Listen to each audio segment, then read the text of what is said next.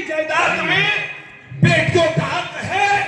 अल्लाह का करम यह है कि भारत का सुप्रीम कोर्ट जो आज बोल रहा है, मेरे पैगंबर 1400 साल पहले वो दुनिया को बता चुके। नारे तकबीर, नारे रिसालत, नारे रिसालत, फरमाने रसूल, जश्न ईद मिलादुन नबी, मुफ्ती तबरेज आलम साहब किबला। आप कहेंगे हजरत ये तो बड़े तगड़े मसाइल उठा दिए, इन पर अमल करना बड़ा मुश्किल काम है। लेकिन नहीं, इंशाअल्लाह ईमान वाले इस पर अमल करेंगे। करेंगे कि नहीं? आप सोचते होंगे हजरत मस्जिद में निकाह कैसे होगा, कैसे लड़की को लेके जाएंगे? तो लड़की ले जाने की जरूरत नहीं है।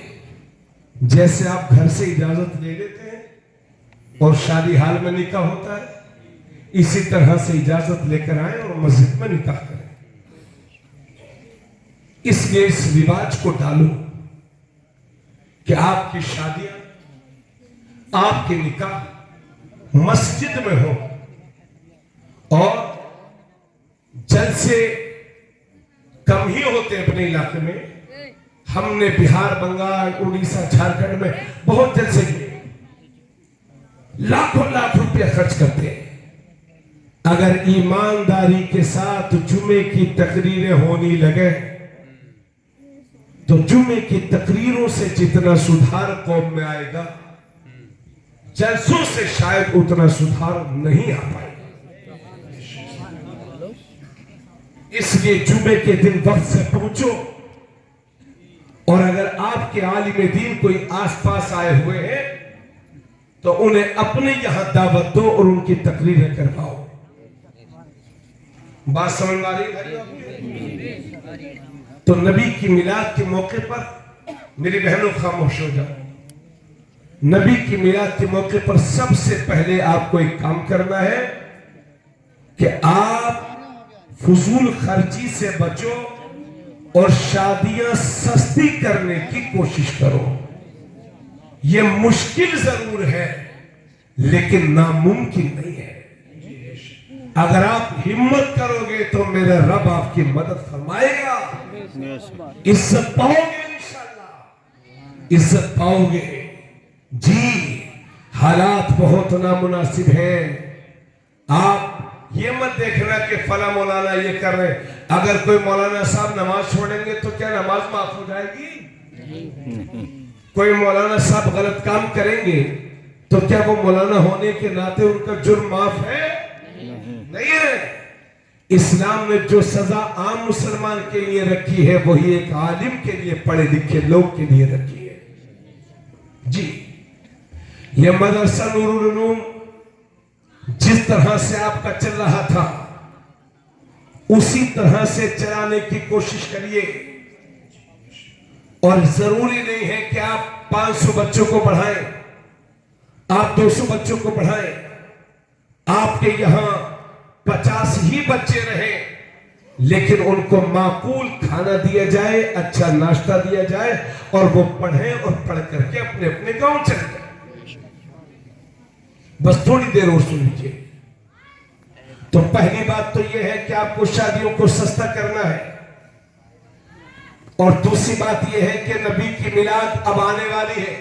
परसों इंशाअल्लाह जुमेरात के दिन नबी का जुलूस, उनकी मिलाद का जुलूस निकलेगा इंशाअल्लाह। निकलता है ना? आपको जुलूस में इस तरह से शरीक होना है कि किसी गैर मुस्लिम के घर को देख करके आपको चिढ़ाने का काम नहीं करना।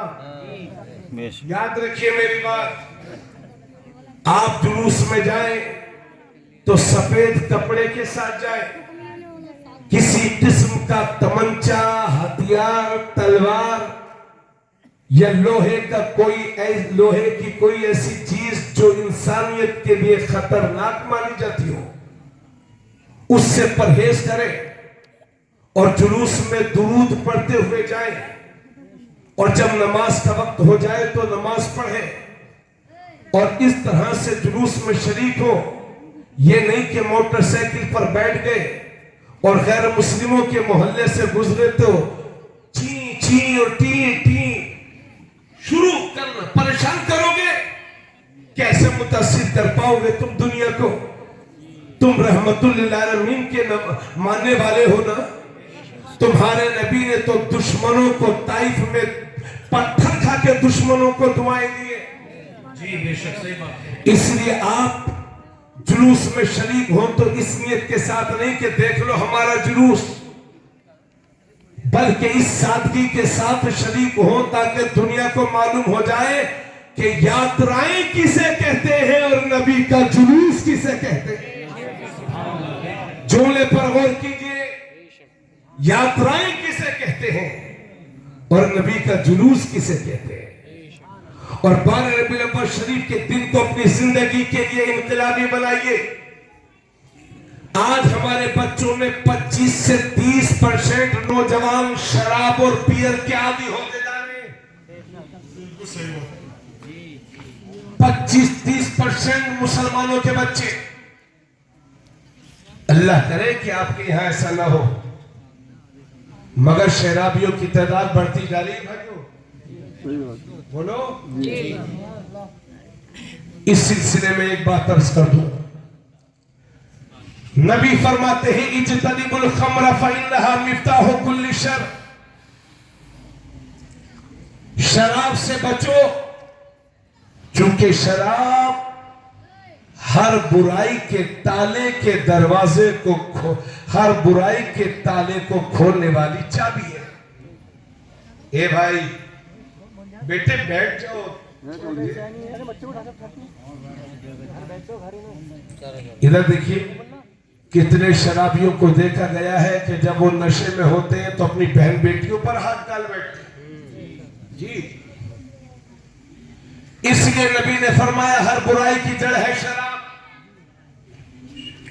और मेरे नबी फरमाते हैं लअनल्लाहुल खम्र व शारिबहा व साक़ियहा व मुब्ताअहा व बाइहा व आसिरहा व मुअतसिरहा वल महमूलता इलैहि व आकिल समलिहा। नबी करीम सल्लल्लाहु अलैहि वसल्लम फरमाते हैं कि शराब पर अल्लाह की लानत हो, शराब पीने वाले पर अल्लाह की लानत हो, शराब पिलाने वाले पर अल्लाह की लानत हो, शराब खरीदने वाले पर अल्लाह की लानत हो, शराब बेचने वाले पर अल्लाह की लानत हो, शराब बनाने वाले पर अल्लाह की लानत हो, शराब बनवाने वाले पर अल्लाह की लानत हो, शराब उठाकर ले जाया जा रहा है उस पर अल्लाह की लानत हो, शराब जिसके लिए उठाकर ले जाई जा रही है उस पर अल्लाह की लानत हो, और शराब का पैसे खाने वाले पर अल्लाह की लानत हो। इन 10 तरह के लोगों पर अल्लाह की लानत। और इधर सुनिए, थोड़ा खरी खरी भी सुन लो। अभी बाज लोग खुद तो शराब नहीं पीते लेकिन जब इलेक्शन लड़ते हैं तो लाखों रुपए की शराब दूसरों को पिला देते हैं। अगर अल्लाह ने जीत तुम्हारे मुकद्दर में लिख दी है तो कहीं ऐसा ना हो कि शराब के गुनाह में डूब करके वो तुम्हारे मुकद्दर से किसी और के मुकद्दर में तब्दील हो जाए। इलेक्शन के मौके पर खुद तो नहीं पीते लेकिन दूसरों को पिलवाते हैं। हदीस कहती है ऐसे आदमी पर भी अल्लाह की बराबर लानत। इस मुल्क में 40% मौतें एक्सीडेंट की वजह से होती है। 40% एक्सीडेंट शराब की नशे की वजह से होते हैं। आज हमारे बच्चों के कदम शराब की तरफ जा रहे हैं, लेकिन कुछ बच्चों का कहना यह है कि हजरत हम तो बियर पीते हैं। के बियर क्या है कि हजरत ये ताकत बढ़ाने का जूस होता है। अब सुन अपने नबी का पैगाम। नबी फरमाते हर वो चीज जो नशा लाए वही शराब है, और जो चीज नशा लाए चाहे वो थोड़ी हो या कम, इस्लाम में वो हराम है, हराम। आज की तारीख में शराबियों की सजा सुन लो। आज की तारीख में शराबियों की सजा यह है कि अगर आपको मालूम है कि कोई आदमी शराबी है तो उसे अपने घर ना बुलाओ, अपने घर दावत ना दो, उसके घर ना जाओ, अगर वो मिल जाए, ए भाइयों थोड़ी सी देर और सुन लो यार। मैं इंशाल्लाह, उस्मान हारूनी भाई कह रहे थे हजरत थोड़ा यहाँ कुछ आपस में से बहस हो गई थी, इसलिए लोगों की तबीयत मुतासिर है और लोगों के जहन उसी तरफ गए हुए हैं, इसलिए आप जल्दी चले जाएं, जो भी हो सके बयान कर दें। वाकई उसका असर महसूस किया और जलसा खत्म होने को है, लेकिन लोगों की बातें खत्म होने में नहीं आ रही है। अल्लाह ताला हिदायत नसीब करे और अक्ल और शऊर से हम सबको काम करने की तौफीक अता फरमाए। बस इंशाल्लाह मैं तकरीर खत्म कर रहा हूं, लेकिन ये चंद जरूरी बातें थी जो आपसे अर्ज करती हूँ। तो इन 10 तरह के लोगों पर अल्लाह के नबी ने लानत फरमाई है। एक बात सुनो, अगर पढ़े लिखे लोग होंगे तो वो बखूबी इसको जानते होंगे कि हम जो पानी पीते हैं ये हमारी बॉडी में मशरूब का काम करता है, यानी ये पानी बॉडी में लगता है, और जो खाते हैं वो ग़िज़ा बन जाती है। लेकिन डॉक्टर्स कहते हैं कि शराब न पानी का काम करती है न ग़िज़ा का काम करती है। अमेरिका में, हॉलैंड में, यूरोपियन कंट्रीज में 50% मौतें इस वजह से होती है कि वो शराब पी पी करके उनके आज़ाए रईसा, पार्ट्स ऑफ बॉडी खराब हो जाते हैं। और आपको मैं कहूं कि साहब नशे में कोई भलाई नहीं है, लेकिन जो नशा करते हैं उनसे पूछो तो कहेंगे अरे यार मौलाना की छोड़, ये मौलाना लोग तो ऐसे ही बोलते रहते हैं, पी के तो देख कितना मजा है,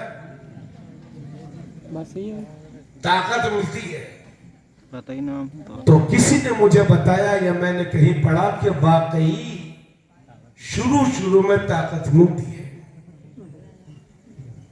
लेकिन वो दर हकीकत ताकत नहीं होती। ये शराब साइलेंट किलर है, खामोश जहर है, जो धीरे धीरे इंसान के बदन को खोखला करता है।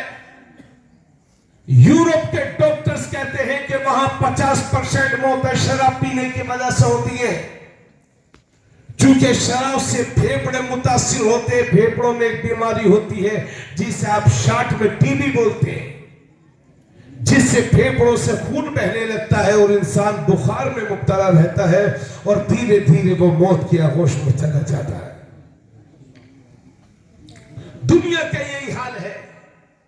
और अभी 8-9 महीने पहले, शायद आपको मालूम नहीं होगा, भारत की पार्लियामेंट में मेंबर्स ऑफ पार्लियामेंट, अरकान पार्लियामेंट इस बात पर बहस करने के लिए तैयार थे कि किस तरह से भारत के नौजवानों को नशे से बचाया जाए, अपनी आने वाली नस्लों को नशे से बचाया जाए, और किस तरह से शराब से लोगों को बचाया जाए। ये भारत की पार्लियामेंट में बहस होने के लिए तैयार थी। अपने सूबे से लगा हुआ सूबा बिहार है, वहां शराब को बैन कर दिया गया है। दुनिया के बहुत सारे मुल्क वो हैं कि जहां शराब को बैन कर दिया गया है। हजरात, मैं यही तो आपसे कह रहा हूं मेरे दोस्तों, भारत की पार्लियामेंट में जो बहस आज हो रही है, जो बात आज चल रही है, 1400 साल पहले मदीने के दारुल हुकूमत में तुम्हारे नबी दुनिया के सामने शराब की हुर्मत का ऐलान फरमाते हैं।